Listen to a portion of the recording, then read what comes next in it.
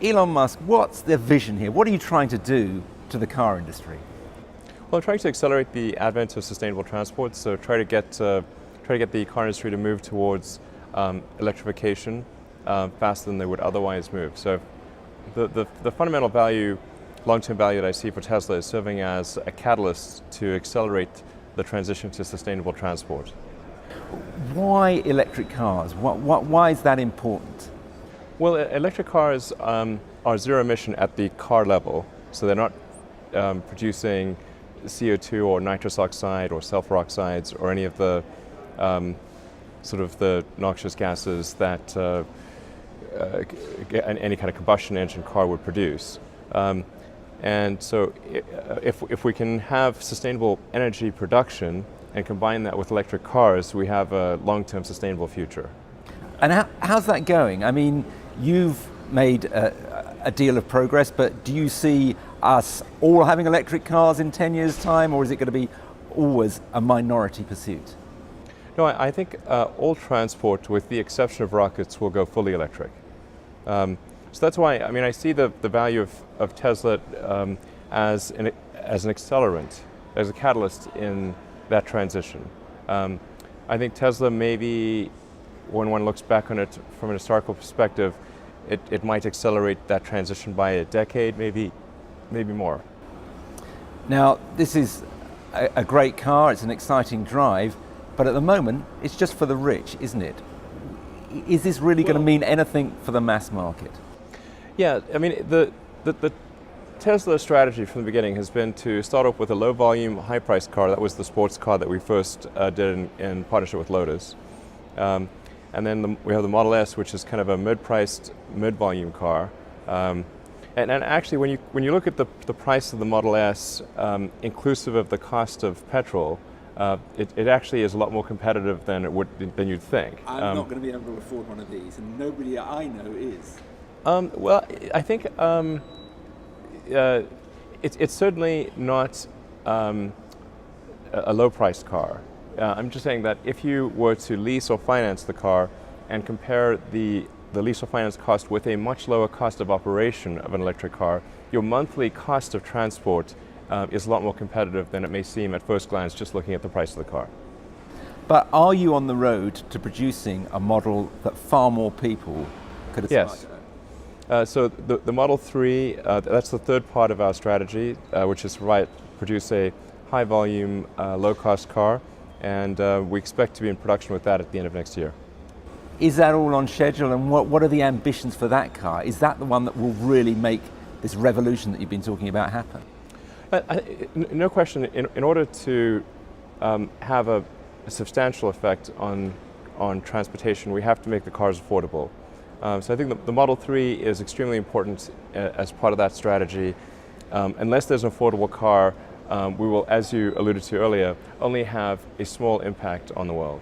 So we need to make a car that most people can afford in order to have a really substantial impact. How important is it for you that people's lives are changed in this way? Obviously it's important for this business because you've lost a lot of money so far. You need to have a mass market car. But is it important for you as a thinker that people have electric cars, that sustainable vision comes true? Yeah, absolutely. I mean, like I said, the whole point of Tesla is to accelerate the transition to sustainable transport. If we could have made an affordable car right off the bat, we definitely would have. It's just that it takes time to refine the technology. When you think of any new technology, it takes multiple versions and economies of scale in order to make the technology accessible to the general public. I mean, you can look at, say, cell phones. In the early days of cell phones, they were very big and heavy and very expensive.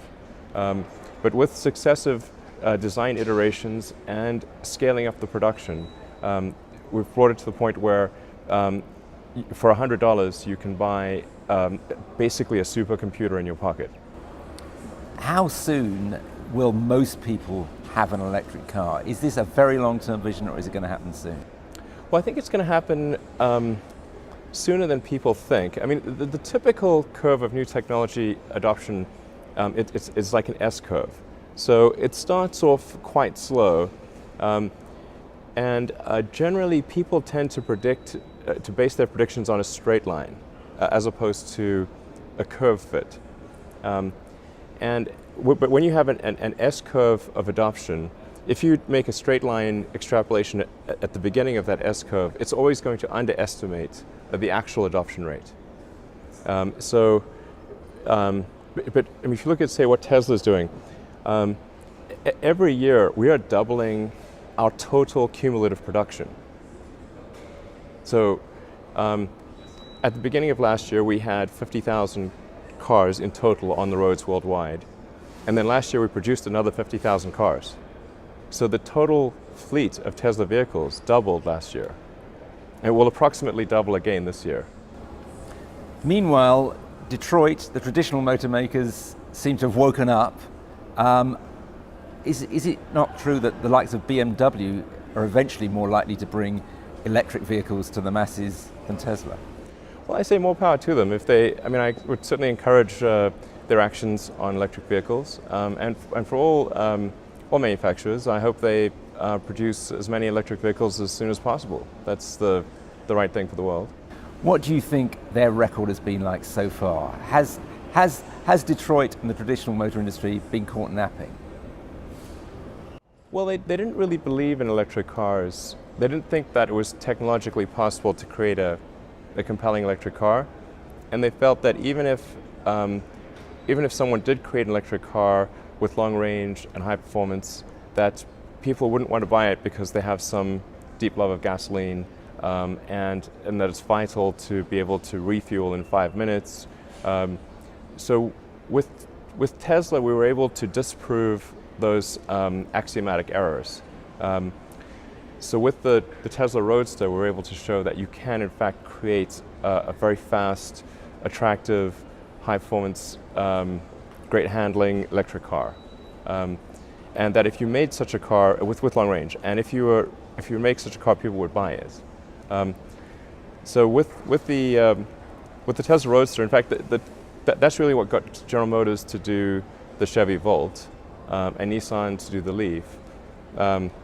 So we announced the Tesla Roadster in mid-2007, and Bob Lutz, he's told the story many times, took our press release to his engineers and said, if a little company in California can do this, why can't we? And that's what got General Motors to do their electric vehicle program, which in turn encouraged the other manufacturers to do electric vehicle programs as well. But those programs, for the most part, have been, or really, I'd say almost entirely, with the exception of maybe the Leaf, have been quite low volume, and more inclined towards satisfying regulators.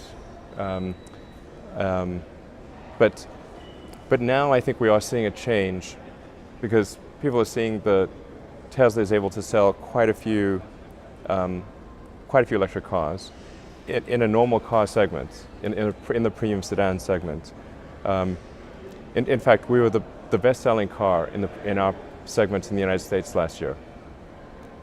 So more than Mercedes or BMW or Audi in our segment. The technology industry generally suddenly seems incredibly enthusiastic about getting into the motor industry. We've obviously had Google with its self-driving car. Right. Do you see that continuing, and do you see Apple building a car and that maybe being a threat to you?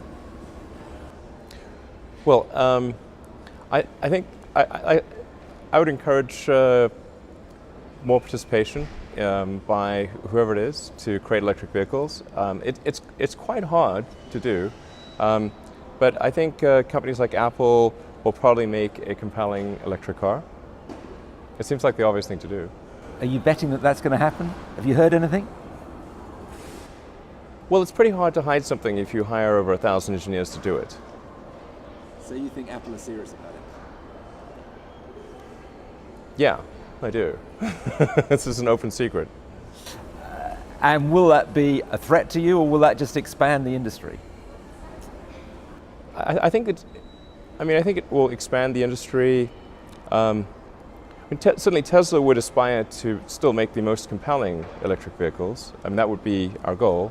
while at the same time trying to help other companies make electric cars as well. So, for example, last year we open sourced all of our patents, so anyone can use any of our patents for free. You've also been a leader in autonomous driving, in this road to the self-driving car. How far do you think that's going to go? I mean, I think the two biggest revolutions in transport are electrification and autonomy. Those are the two biggest innovations since the moving production line, and they're both happening at about the same time. I think autonomy is extremely important, and I think in the long term, nobody will buy a car unless it is autonomous. It will be like having a manually operated elevator or something like that. So it's just a strange anachronism. In 10 years' time, what will I be driving? Or will I be driving at all? Will I just be pressing a button on an app, a car will drive up and take me where I want it? Yeah, you will only drive if you want to drive. It'll be like owning a car that is not self-driving in the long term. Will be like owning a horse. You would own it and you would use it for sentimental reasons, but not for, not for daily use, really. Unlikely. Now you've taken a lot of interest in artificial intelligence. This is becoming an artificially intelligent car. Well, it's narrow artificial intelligence. You've also expressed concern about where that's heading. Is that because you've looked at what that car can do and have thought, what happens if it develops a mind of its own? Why are you worried? No, we don't need to be concerned about the cars. A car is not deep AI. It's a narrow use case. We're not trying to build sentience into the car. It's just trying to look at the lines on the road and steer correctly. And I would consider that to be essentially a solved problem. It's just a question of refining the details of the technology and bringing that to market, and then improving the nines of reliability. So in order to have a self-driving car, you really have to have many nines of reliability. So it's 99.9999%, something like that, is how good it needs to be. Let's say, to first approximation, you'd want a self-driving car to be an order of magnitude safer than a human-driven car. And if you're like, okay, it's 10 times safer, then it's like there's no more doubt, there's no more debate about which one is safer.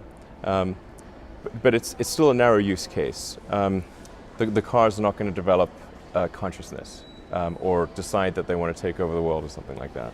I think we really need to be more concerned about deep AI. Yeah. And why do we need to be concerned about that? Well, I mean, because there are, I think, scenarios where if there's some vast intelligence that either develops a will of its own or is subject to the will of a small number of people, then we could have an undesirable future. I mean, if you want to read a real scary one, I'd say Harlan Ellison's "I have no mouth and I must scream" will give you nightmares. You read a lot of science fiction. Is it giving you nightmares at the moment? This It has given me nightmares, yeah. And are you genuinely, when you've been one of the prime movers about AI, I interviewed Stephen Hawking last year, Right. Had similar concerns. Is that a short-term concern, or is it something way off that we don't need to worry about for a long time? It's going to come faster than anyone appreciates. I think it's, with each passing year, the sophistication of computer intelligence is growing dramatically. I mean, I really think we're on an exponential improvement path of artificial intelligence. And the number of smart humans that are developing AI is also increasing dramatically. I mean, if you look at like the attendance at the AI conferences, they're doubling every year. They're getting full. I have a sort of a young cousin of mine who's graduating from Berkeley in computer science and physics, and I asked him, like, well, how many of the smart students are studying AI and computer science? And the answer is all of them. Now you're in three extraordinary industries. You're in electric cars, you're in rockets, and you're in solar energy. What unites you? What unites those three interests? Well, what I'm trying to do is to minimize future existential threats, or to take whatever action I can to ensure the future is good. I didn't expect these companies to succeed. I thought they would most likely fail, particularly Tesla and SpaceX. I thought SolarCity had a higher probability of success. But in the beginning, I thought SpaceX and Tesla maybe had a 10% chance of success. And so I'm quite surprised, really, to see that that we're alive. It's great. I wasn't expecting that. And are you now more confident that each of them will be a success? I do feel as though they've reached a level of progress that makes it unlikely that they will die in the near term. Both Tesla and SpaceX have a lot of customers. We've sort of really earned the trust of a large number of customers, and these are really solid organizations, or like really, I think thoughtful end customers for the car. And I think, like, whenever your customers really want you to succeed, then you will succeed. Finally, you're obviously a very competitive person. You're competing with the likes of Jeff Bezos in Jeff who?